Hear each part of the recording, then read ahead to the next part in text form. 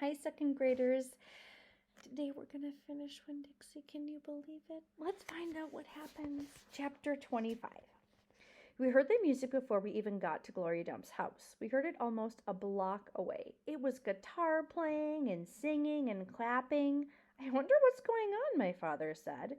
We walked up Gloria's sidewalk and around back, through her yard and into her kitchen. What we saw was Otis playing his guitar, and Miss Franny and Gloria sitting there smiling and singing, and Gloria holding Sweetie Pie in her lap. Amanda and Dunlap and Stevie were sitting on the kitchen floor, clapping along and having the best possible time. Even Amanda was smiling. I couldn't believe they were so happy when Dixie was missing. "We didn't find him," I shouted at them.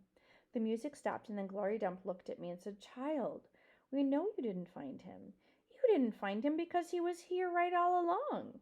She took her cane and poked at something under her chair. "Come on out of here," she said. There was a snuffle and a sigh. "He's asleep," she said. "He's plumb wore out." She poked around with her cane again, and Winn-Dixie stood up from underneath her chair and yawned. "Winn-Dixie!" I hollered.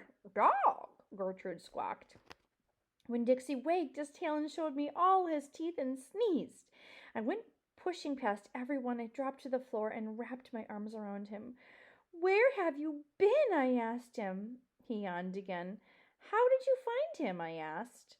"Now there's a story," said Miss Franny. "Gloria, why don't you tell it?" "Well," said Gloria Dump, "we were all just sitting around waiting on you two, and after I convinced these Dewberry boys that I ain't no scary witch, all full of spells and potions." "She ain't no witch," Stevie said. He shook his bald head. He kind of looked disappointed. "Nah," said Dunlap, "she ain't. If she was, she would have turned us into toads by now." He grinned. I could have told you that she wasn't a witch. "Witches don't exist," said Amanda. "They are just myths." "All right now," said Gloria. "What happened was we got through all them witchy things, and then Franny said, 'Why don't we have a little music while we wait for you to get back?' And so Otis played his guitar. And hoo-wee! There ain't a song he don't know. And if he don't know it, he can pick it up right if you hum it to him. He has a gift." Gloria stopped and smiled over at Otis, and he smiled back. He looked all lit up from the inside. "Tell what happened," Sweetie Pie said. "Tell about that dog." "So," said Gloria, "Franny and me, we started thinking about all these songs we knew from when we were girls. We got Otis to play them, and we started singing them, teaching the words to these children. And then somebody sneezed," Sweetie Pie shouted. "That's right," said Gloria. "Somebody sneezed, and it wasn't none of us." So we looked around, wondering who did, thinking that maybe we got us a burglar in the house. We looked around, and we didn't see nothing, so we started into singing again. And sure enough, there was another big achoo. And it sounded like it was coming from my bedroom. So I sent Otis in there, and I said, "Otis, go in there and see who's sneezing." So Otis went. And do you know what he found? I shook my head. "Winn-Dixie!" shouted Sweetie Pie. "That dog of yours was all hid underneath my bed, squeezed under there like the world was about to end. But he was smiling like a fool every time he heard Otis play the guitar, smiling so hard he sneezed." My daddy laughed. "It's the truth," Miss Franny said. "It's the truth," said Stevie. Dunlap nodded and smiled right at me. "So," Gloria Dump said, "Otis played his guitar right to that dog, and a little bit at a time, Winn-Dixie came creeping out from underneath the bed." "He was covered in dust," said Amanda. "He looked like a ghost," said Dunlap. "Yeah," Sweetie Pie said, "just like a ghost." "Mm-hmm," said Gloria. "Looked just like a ghost. Anyway, the storm stopped after a while, and your dog settled in under my chair and fell asleep. And that's where he's been ever since, just waiting on you to come back and find him." "Winn-Dixie," I said. I hugged him so tight he wheezed. "We were out there whistling and calling for you, and you were right here all along." "Thank you," I said to everybody. "Well," said Gloria Dump, "we didn't do nothing. We just sat here and waited and sang some songs. We all got to be good friends. Now, the punch ain't nothing but water, and the egg salad sandwiches got tore up by the rain. You got to eat them with a spoon if you want egg salad, but we got pickles to eat and litmus lozenges. And we still got a party going on." My daddy pulled out a kitchen chair and sat down. "Otis," he said, "do you know any hymns?" "I know some," said Otis. You hum it, said Miss Franny, nodding her head, and he can play it.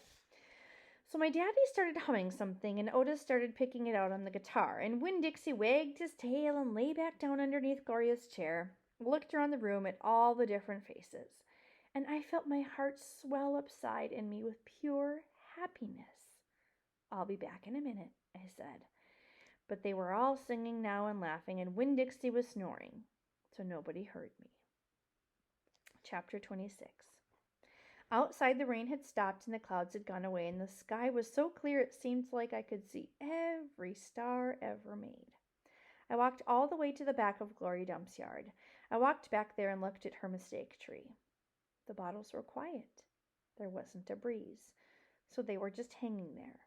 I looked at the tree and then I looked up at the sky. Mama, I said, just like she was standing right beside me, I know 10 things about you. And that's not enough. That's not near enough. But Daddy's going to tell me more. I know he will, now that he knows you're not coming back. He misses you, and I miss you. But my heart doesn't feel empty anymore. It's full all the way up. I'll still think about you, I promise, but probably not as much as I did this summer. That's what I said that night underneath Gloria Dump's mistake tree. And after I was done saying it, I just stood up there staring at the sky, looking at the constellations and planets. And then I remembered my own tree, the one Gloria had helped me plant. I hadn't looked at it for a long time. I went crawling on my hands and knees searching for it, and when I'd found it, I was surprised at how much it had grown. It was still small. It looked more like a plant than a tree, but the leaves and branches felt strong and good and right. And I was down there on my knees when I heard a voice saying, "Are you praying?" I looked up. It was Dunlap. "No," I said, "I'm not praying, I'm thinking." He crossed his arms and looked down at me. "What about?" he asked. "All kinds of things," I said. "I'm sorry that I called you and Stevie bald-headed babies." "That's all right," he said. "Gloria told me to come out here and get you." "I told you she wasn't a witch." "I know it," he said. "I knew it all along. I was just teasing you." "Oh," I said. I looked at him close. It was hard to see him good in the dark yard. "Ain't you ever gonna stand up?" he asked. "Yeah," I said. And then he surprised me. He did something never in a million years I thought a Dewberry boy would do. He held out his hand to help me up, and I took it. I let him pull me to my feet. "I'll race you back to the house," Dunlap said, and he started to run. "Okay," I shouted, "but I'm warning you, I'm fast." We ran, and I beat him. I touched the corner of Glory Dump's house right before he did. "You shouldn't be out here running around in the dark," said Amanda. She was standing on the porch looking at us. "You could trip over something." "Ah, Amanda," said Dunlap, and he shook his head. "Ah, Amanda," I said too. And then I remembered Carson, and I felt bad for her. I went up to the porch and took a hold of her hand and pulled on her. "Come on," I said. "Let's go inside." "India Opal," Daddy said when me and Amanda and Dunlap walked in. "Are you here to sing some songs with us?" "Yes, sir," I said, "only I don't know that many songs." "We'll teach you," he said. He smiled at me real big. It was a good thing to see. "That's right," said Glory Dump. "We will." Sweetie Pie was sitting in her lap, but her eyes were closed. "Care for a litmus lozenge?" Miss Franny asked, passing me the bowl. "Thank you," I told her. I took a litmus lozenge and unwrapped it and put it in my mouth. "Do you want a pickle?" Otis asked, holding up his big jar of pickles. "No, thank you," I said. "Not right now." Winn-Dixie came up from underneath Glory Dump's chair. He sat down next to me and leaned into me the same as I was leaning into my daddy. And Amanda stood right there beside me, and when I looked over at her, she didn't look pinch-faced at me, all to me. Dunlap cracked his knuckles and said, "Well, are we going to sing or what?" "Yeah," Stevie echoed. "Are we going to sing or what?" "Let's sing," said Sweetie Pie, opening her eyes and sitting up straight. "Let's sing for the dog." Otis laughed and strummed his guitar, and the flavor of the litmus lozenge opened in my mouth like a flower blooming, all sweet and sad. And then Otis and Gloria and Stevie and Miss Franny and Dunlap and Amanda and Sweetie Pie and my daddy all started to sing a song. And I listened careful so I could learn it right. End of book.